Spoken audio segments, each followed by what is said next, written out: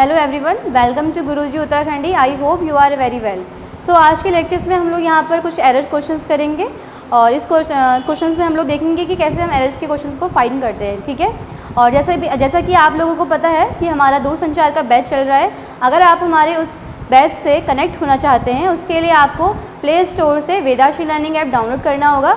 वहाँ पर आपको हमारी डेमो क्लासेस मिल जाएंगी और अगर आपको हमारी डेमो क्लासेस अच्छी लगती हैं तो आप उस कोर्स को परचेज़ भी कर सकते हैं। सो हम आज के सेशन को स्टार्ट करते हैं। इसमें हम लोग यहाँ पर एरर क्वेश्चंस करेंगे जो हमारे यहाँ पर किसी पर्टिकुलर टॉपिक से नहीं होंगे। हम यहाँ पर मिक्स टॉपिक से यहाँ पर एरर के क्वेश्चंस को करेंगे, ठीक है। तो यहाँ पर हमारा जो फर्स्ट क्वेश्चन है वो है I have always notice that given an option he prefers tea than coffee, ठीक है। फिर से एक बार रिपीट कर रही हूँ, I have always notice that given an option he prefer tea than coffee. तो यहाँ पर देखिए जो आपका कुछ वर्ड है प्रीफर, ठीक है। तो प्रीफर जो है आपका, उसके बाद हमेशा जो है प्रीफर, ठीक है। तो जो प्रीफर है इसके बाद हम लोग यहाँ पर दैन का यूज़ नहीं करेंगे, ठीक है। तो ये जो इसमें हमारा जो एरर है वो क्या है, दैन। तो यहाँ पर हम लोग दैन का यूज़ बिल्कुल भी नहीं करेंगे क्योंकि जो प्रीफर है उसके बाद जो है प्रीपोजिशन का यूज़ होता है क्या, टू। तो प्रीफर के बाद टू प्रीपोजिशन का यूज़ होना जो है कंपलसरी है। प्रीफर और प्रीफेरेबल के हमारा जो प्रीपोजिशन होती है उसके बाद हम लोग जो है टू का यूज़ करते हैं। ये दो वर्ड हैं जिसके बाद हम जो है टू प्रीपोजिशन का यूज़ करते हैं। देन जो है यहाँ पर आपका कंजक्शन है, तो कंजक्शन का यूज़ यहाँ पर हम नहीं करेंगे। यहाँ पर हम लोग जो है टू का यूज़ यहाँ पर करेंगे, ठीक है। तो यहाँ पर हमारा हो जाएगा प्रीफर टी टू कॉफ़ी, ठीक है।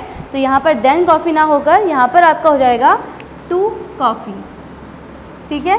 तो प्रीफर के बाद और प्रीफरेबल के बाद हमेशा ध्यान दीजिएगा जो आपकी प्रीपोजिशन है वो टू यहाँ पर यूज़ होगी, ठीक है। तो ये क्वेश्चन आपको क्लियर हो गया होगा कि जो फर्स्ट क्वेश्चन है उसमें जो आपका एरर है वो आपका है देन का। देन का यूज़ हम नहीं करेंगे क्योंकि वहाँ पर कंजक्शन है और प्रीफर के बाद हम लोग यहाँ पर देन के बदले टू का यूज़ करेंगे क्योंकि प्रीफर के बाद आपकी प्रीपोजिशन टू का यूज़ हम लोग इसमें करते हैं, ठीक है।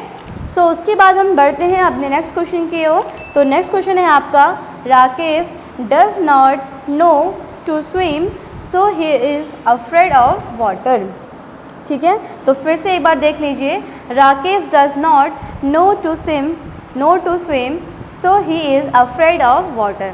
तो यहाँ पर आप एक और चीज़ ध्यान दीजिएगा, जब हम यहाँ पर अपने को एक्सपीरियंस बताते हैं कि मुझे तैरना आता है या नहीं आता है, अपने बारे में कुछ बता रहे होंगे, तो वहाँ पर हम लोग क्या करेंगे, जैसे यहाँ पर नो टू स्विम लिखा है, ठीक है। तो नो टू स्विम लिखा है तो जो टू स्विम है यहाँ पर ये आपका इन्फिनेटिव हो जाएगा, ठीक है। तो टू स्विम जो है आपका इन्फिनेटिव है और अगर हमें नो के बाद अगर हमें इन्फिनेटिव लेना होता है, ठीक है, याद रखिएगा जब भी आप नो के बाद इन्फिनेटिव लेते हैं तो उससे पहले आपको यहाँ पर हाउ का यूज़ करना होगा। जैसे यहाँ पर हम सेंटेंस बनेगा आपका जो ये है आपका, इसमें आपका थोड़ा एरर है और वो एरर क्या है देखिए यहाँ पर लिख रही हूँ मैं। तो ये बनेगा आपका नो हाउ टू स्विम, ठीक है। तो ये जो है आपका नो अगर नो के बाद अगर आप इन्फिनेटिव लेते हैं, जो इन्फिनेटिव आपका क्या है, टू स्विम, तो टू स्विम जो है आप डायरेक्टली नहीं लेंगे। तो नो हाउ टू स्विम यहाँ पर हम लोग इसे ऐसे करेंगे, ठीक है। तो जो आपका एरर है वो क्या हो जाएगा, नो हाउ टू स्विम, यानी कि नो टू स्विम नहीं होगा, यहाँ पर आपका होगा नो हाउ टू स्विम, ठीक है। तो ये क्वेश्चन भी आपको क्लियर हो गया होगा। देन आगे बढ़ते हैं अपने नेक्स्ट क्वेश्चन की ओर। तो नेक्स्ट क्वेश्चन है आपका Lakshman is blind with one eye and therefore experiences difficulties in reading and writing and also crossing a road। तो फिर से देख लीजिए एक बार, मैं इसमें आपका ज़्यादा एरर कुछ नहीं है बट थोड़ा सा नया कंसेप्ट है वो मैं आपको बताना चाहती हूँ। तो Lakshman is blind with one eye and therefore experiences difficulties in reading and writing and also crossing a road। तो ये जो आपका सेंटेंस है वैसे तो इसमें कोई एरर नहीं है, ठीक है, बट यहाँ पर जो हमारी नई इंग्लिश आई है यानी कि जो हमारा न्यू एडिशन छपा है इंग्लिश का, उसमें इसमें उस बुक के अकॉर्डिंग इसमें एरर है। क्यों?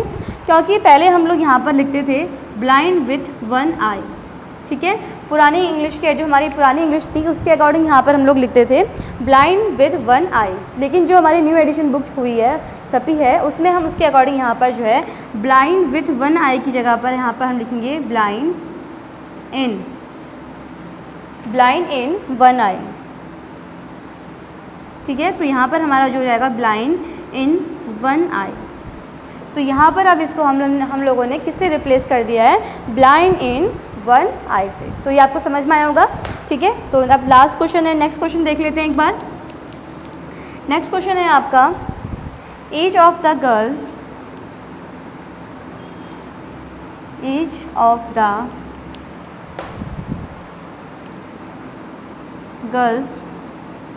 Are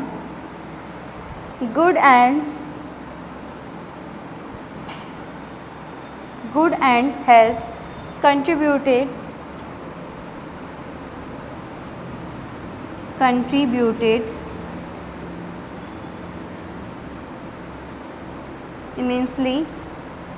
immensely to our success। ठीक है, तो यहाँ पर आपका है immensely SELY।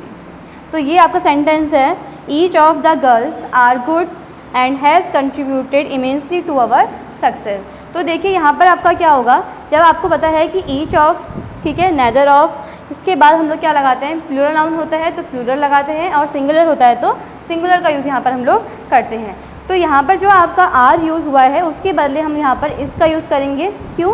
क्योंकि यहाँ पर हम लोगों ने ईच ऑफ देखा है, और जब यहाँ पर ईच ऑफ होता है तो उसका कंसेप्ट होता है कि अगर ईच ऑफ है उसके बाद जो आपका सब्जेक्ट होगा वो उस पर डिपेंड करेगा, एंड यहाँ पर जो आपका आर आएगा वो यहाँ पर यूज़ नहीं होगा। यहाँ पर आपको जो है इसका यूज़ करना है, यानी कि सिंगुलर वर्ब का यूज़ यहाँ पर हम लोग करेंगे। ठीक है, तो देखिए यहाँ पर समझ में आया होगा आपको कि ईच ऑफ के बाद हम लोग यहाँ पर क्या करेंगे, प्लूरल नाउन ले लिया हमने और उसके बाद यहाँ पर सिंगुलर वर्ब ले ली।